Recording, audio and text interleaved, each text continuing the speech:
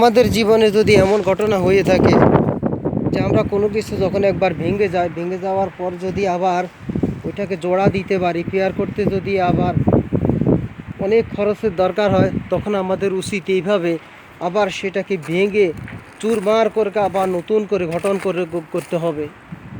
যে বিল্ডিংটি ছিল একটি নামকরা বিল্ডিং, এখানে শত শত লোক একসময় কাজ করত।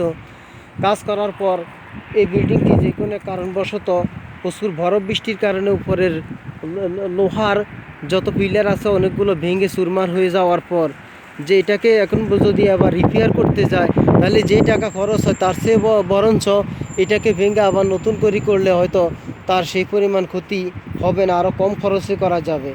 আবার যদি আবার রিপেয়ার করতে গেলে যে খরচ আসবে সেটা দিয়ে আবার বিল্ডিংটা টেকসই হবে কি না সেটা একটা সন্দেহের ব্যাপার। এই কারণে এই বিল্ডিংটাকে আবার ভেঙে সম্পূর্ণ নতুন করে আবার করানো হচ্ছে। এই বিল্ডিংয়ে যা কিছু আছে সবগুলো ফেলে দিয়ে আবার নতুন করে এখানে বিল্ডিং করা হবে, যে বিল্ডিংটা থাকবে টেকসই এবং যার থাকবে গ্যারান্টি।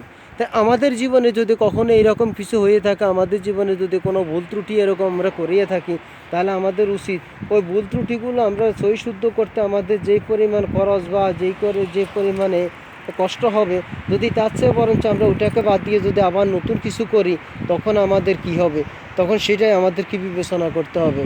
তো আমাদের জীবনে অনেক রকম এরকম ঝড় তুফান আসে, অনেক রকম বিপদ আপদ আমাদের আসতে পারে। আসার পর আমাদেরকে আবার নতুন করে শুরু করতে হবে।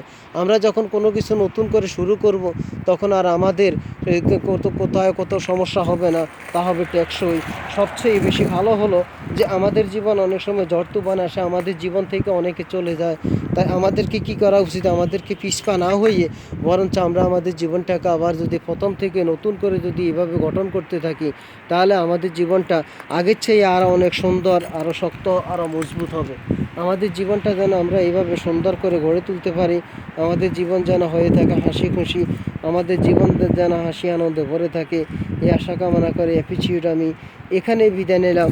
বিদায় নেওয়ার আগে আপনাদেরকে আরেকটা উপদেশ দিচ্ছি যে আমাদের জীবনে ঝড় তুফান অতীতেও এসেছে, এখনও আসতেছে, ভবিষ্যতেও আসবে।